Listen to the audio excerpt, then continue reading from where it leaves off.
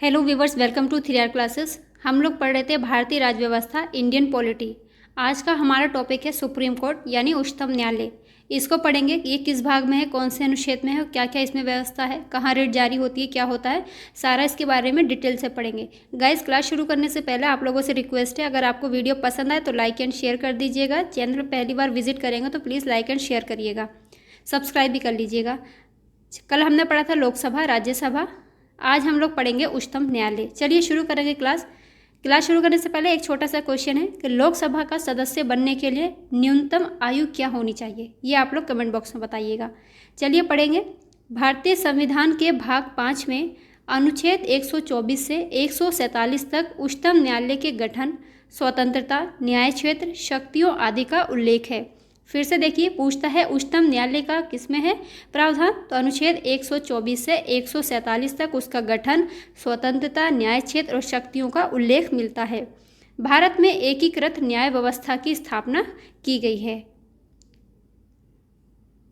अनुच्छेद 124 के तहत सुप्रीम कोर्ट के यानी उच्चतम न्यायालय की स्थापना और गठन संबंधी प्रावधान किए गए हैं। ये अनुच्छेद 124 को पूछता है कि अनुच्छेद 124 किससे संबंधित है, या पूछता है उच्चतम न्यायालय का गठन किससे संबंधित है, तो अनुच्छेद 124 से। उच्चतम न्यायालय न्यायाधीशों की संख्या संशोधन अधिनियम 2019 के द्वारा अन्य न्यायाधीशों की संख्या पहले थी 30, अब 30 से बढ़ाकर कितनी कर दी गई है, 33। यानी इसमें एक मुख्य न्यायाधीश होंगे और 33 अन्य न्यायाधीश होंगे। इस प्रकार उच्चतम न्यायालय में कुल न्यायाधीशों की संख्या कितनी है, 34। याद रखिएगा, एक सुप्रीम कोर्ट में मुख्य न्यायाधीश होंगे और 33 अन्य न्यायाधीश होंगे। ये किस संशोधन में किया गया है, 2019 के संशोधन में। इस प्रकार वर्तमान में उच्चतम न्यायालय में कुल न्यायाधीशों की संख्या 34 है। अभी मैंने बताया एक मुख्य न्यायाधीश होंगे और 33 अन्य न्यायाधीश इसमें होते हैं। उच्चतम न्यायालय के न्यायाधीशों की नियुक्ति राष्ट्रपति करता है। उच्चतम न्यायालय के न्यायाधीश की नियुक्ति कौन करते हैं, भारत के राष्ट्रपति। अगर आप लोगों ने राष्ट्रपति वाला टॉपिक नहीं देखा है तो मैंने कराया है, जाकर आप लोग देख लीजिएगा, चैनल पर मिल जाएगा। पदावधि की बात करेंगे तो उच्चतम न्यायालय का न्यायाधीश बनने के लिए न्यूनतम आयु सीमा निर्धारित नहीं की गई है। क्वेश्चन यहाँ से पूछा जाता है, इसको बहुत ध्यान से पढ़ना है। उच्चतम न्यायालय का न्यायाधीश बनने के लिए न्यूनतम आयु सीमा कोई भी नहीं है, लेकिन उनके अवकाश ग्रहण करने की अधिकतम आयु सीमा कितनी है, 65 वर्ष। फिर से देख लीजिएगा, न्यूनतम आयु सीमा कुछ नहीं दी गई है, लेकिन अधिकतम आयु सीमा कितनी दी गई है, 65 वर्ष। इसमें यहाँ पे बहुत कन्फ्यूज़न होता है, याद रखना। उच्चतम न्यायालय में अधिकतम 65 वर्ष और हाई कोर्ट में यानी उच्च न्यायालयों में 62 वर्ष होती है। पद मुक्ति देखेंगे। उच्चतम न्यायालय के न्यायाधीशों को साबित कदाचार तथा असमर्थता के आधार पर संसद के दोनों सदनों के कुल सदस्य संख्या के बहुमत द्वारा तथा उपस्थित और मत देने वाले सदस्यों के कम से कम 2/3 बहुमत से पारित समावेदन के आधार पर राष्ट्रपति के द्वारा उनकी पद मुक्ति होती है। फिर से देखिए, बहुत अच्छा क्वेश्चन है, पूछा भी जाता है कि उच्चतम न्यायालय के न्यायाधीशों को कैसे हटाते हैं, तो साबित कदाचार या असमर्थता के आधार पर हटाते हैं और कम से कम 2/3 बहुमत से ऐसा पारित होना चाहिए। यहाँ पर क्वेश्चन भी एक बनता है कि उच्चतम न्यायालयों के जो न्यायाधीश होते हैं उनको कैसे हटाते हैं। ऑप्शन में दिया रहेगा साबित कदाचार तथा असमर्थता या महाभियोग। कुछ बुक्स में बताया जाता है इनके ऊपर महाभियोग लगाया जाता है, लेकिन नहीं, महाभियोग की बात सिर्फ और सिर्फ अनुच्छेद 61 के तहत राष्ट्रपति के लिए की गई है, जबकि उच्चतम न्यायालय के न्यायाधीशों को हटाने के लिए महाभियोग जैसी बात पर थोड़ा गौर करिएगा, महाभियोग जैसी प्रक्रिया, महाभियोग नहीं, महाभियोग के जैसी प्रक्रिया की बात की गई है, जो कम से कम 2/3 बहुमत से पारित होनी चाहिए। क्वेश्चन बनता है यहाँ से, याद रखिएगा। अगर ऑप्शन में साबित कदाचार और असमर्थता होगा तो ये लगाएंगे, अगर ऑप्शन में नहीं है महाभियोग जैसी प्रक्रिया है तो उस पर टिक करिएगा। आगे चलते हैं। उच्चतम न्यायालय की शक्तियाँ और अधिकारिता तथा प्रारंभिक अधिकारिता देखेंगे इसमें कि उच्चतम न्यायालय की शक्तियाँ क्या हैं और उनकी अधिकारिता क्या है। प्रारंभिक अधिकारिता की बात करते हैं तो भारत सरकार तथा एक या एक से अधिक राज्यों के मध्य उत्पन्न विवादों में जो प्रारंभिक क्षेत्र अधिकार में आता है इनका, अगर भारत सरकार या एक से अधिक राज्यों के बीच में कोई भी तनाव उत्पन्न हो जाता है तो ये उच्चतम न्यायालय का प्रारंभिक क्षेत्र अधिकार के अंतर्गत आता है। आगे देखेंगे, भारत सरकार और कोई एक राज्य, अब आता है भारत सरकार और कोई एक राज्य या अनेक राज्यों तथा एक या एक से अधिक अन्य राज्यों के बीच में विवाद हो जाता है। पहला विवाद हुआ भारत सरकार के बीच में और एक या एक से अधिक राज्यों के बीच में। अब विवाद कहाँ हो रहा है? भारत सरकार और कोई एक राज्य है या एक से ज़्यादा राज्य हैं या एक से अधिक अन्य राज्यों के बीच में, दो या दो से एक या एक से अधिक राज्यों के बीच में भी जो विवाद हो जाता है वो भी उच्चतम न्यायालय का प्रारंभिक क्षेत्राधिकार के अंतर्गत आता है। यहाँ से दोनों से क्वेश्चन बना है। दो या दो से अधिक राज्यों के बीच अब क्या आता है कि दो या दो से अधिक राज्य हैं और उनके बीच में कोई विवाद हो जाता है तो वहाँ ये भी किसके अंतर्गत आएगा? सुप्रीम कोर्ट के प्रारंभिक क्षेत्राधिकार के अंतर्गत आता है, जहाँ वैधानिक अधिकारों का प्रश्न शामिल होता है। अपीलीय क्षेत्राधिकार उच्चतम न्यायालय देश का सबसे बड़ा अपीलीय न्यायालय है। आप लोग जानते हैं देश में सुप्रीम कोर्ट के ऊपर कोई भी कोर्ट नहीं है, लेकिन इसके अधीनस्थ होते हैं वो आप लोग जानते हैं, जैसे हाई कोर्ट हो गया या जिला कोर्ट हो गए। लेकिन उच्चतम न्यायालय जो है देश का सबसे बड़ा अपीलीय न्यायालय है। ये निचली अदालतों के फैसलों के खिलाफ सुनवाई करता है। जैसे अगर निचली अदालत यानी हमारे राज्यों के जो हाई कोर्ट होते हैं उन्होंने कोई फैसला दिया और उस फैसले को लेकर आगे जाया गया उच्चतम न्यायालय में, तो उसको अगर समझ नहीं आता है तो वो उनके फैसलों के खिलाफ भी सुनवाई करता है और उनके फैसलों के खिलाफ भी कोई भी अपना फैसला दे सकता है। ये इसका अपीलीय क्षेत्राधिकार हो गया। परामर्शदात्री क्षेत्राधिकार बार बार बताया है, राष्ट्रपति जब हम पढ़ा रहे थे तब भी बताया था कि अनुच्छेद 143 के तहत राष्ट्रपति को ये अधिकार है कि वे सार्वजनिक महत्व के विषयों पर उच्चतम न्यायालय से सलाह ले सकता है, लेकिन राष्ट्रपति उस सलाह को मानने के लिए बाध्य नहीं होगा। अनुच्छेद 143 के तहत पूछा जाता है कि परामर्शदात्री जो अधिकार है या परामर्शीय अधिकार है किस न्यायालय को है, तो याद रखना सिर्फ और सिर्फ परामर्शीय क्षेत्राधिकार जो है उच्चतम न्यायालय को है। अनुच्छेद 143 के तहत ये राष्ट्रपति को सलाह देते हैं, जबकि हाईकोर्ट जो है ये राष्ट्रपति को कोई भी सलाह नहीं देते हैं। अनुच्छेद 143 राष्ट्रपति को सुप्रीम कोर्ट से सलाह लेने की बात करता है, लेकिन वो राष्ट्रपति के विवेक के ऊपर निर्भर करता है कि उनकी सलाह को माने या ना माने, राष्ट्रपति उस पर बाध्य नहीं है। पुनर्विचार संबंधी क्षेत्राधिकार हैं। अनुच्छेद 137 के तहत उच्चतम न्यायालय को ये अधिकार प्राप्त है कि वे स्वयं के निर्णयों पर पुनर्विचार कर सके। ये कहने का मतलब क्या हुआ? अगर सुप्रीम कोर्ट ने कोई एक बार फैसला दिया, अगर उसके बाद वो पुनर्विचार के लिए उसके पास जाता है तो उसको अनुच्छेद 137 के तहत पुनर्विचार करने का अधिकार प्राप्त है कि वह अपने पहले के निर्णयों में कोई बदलाव भी कर सकता है और उसको सेम भी रहने दे सकता है। अभिलेख न्यायालय काफ़ी बार पूछा हुआ सवाल है। अनुच्छेद 129 के तहत उच्चतम न्यायालय को अभिलेख न्यायालय माना गया है।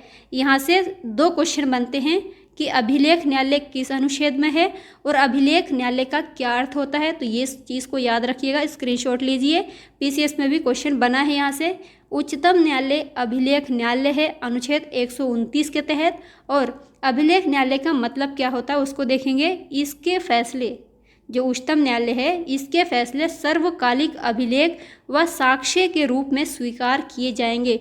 यही अभिलेख न्यायालय का अर्थ होता है। अगर अभिलेख न्यायालय हाईकोर्ट की बात करेंगे तो हाईकोर्ट अनुच्छेद 215 के तहत अभिलेख न्यायालय होगा। ये अनुच्छेद 215 में कहा गया है, लेकिन सुप्रीम कोर्ट अभिलेख न्यायालय है वो अनुच्छेद 129 में कहा गया है। आगे बात करेंगे हाईकोर्ट की। हाईकोर्ट किस अनुच्छेद में दिया गया है? 214 से 231 तक है और भाग 6 के अंतर्गत हाईकोर्ट की बात की गई है कि अपने अपने राज्यों में हाईकोर्ट होंगे। चलिए पढ़ेंगे, हाईकोर्ट को भी देख लेते हैं आज।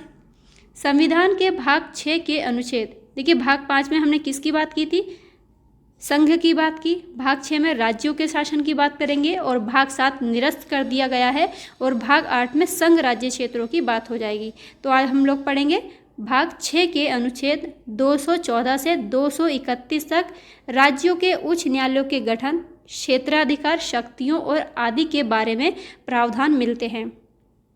यहाँ देखिए एक टेबल दिया गया है कि कौन कौन से उच्च न्यायालय बने थे। सबसे पहले जो उच्च न्यायालय बना था 1866 में उच्च न्यायालय इलाहाबाद उच्च न्यायालय था, और इसका अधिकारिता क्षेत्र कहाँ पर है? आप लोग जान रहे हैं नाम से, इलाहाबाद उत्तर प्रदेश में, और इसकी मुख्य खंडपीठ है प्रयागराज में, जबकि इलाहाबाद हाई कोर्ट की एक खंडपीठ लखनऊ में भी स्थित है।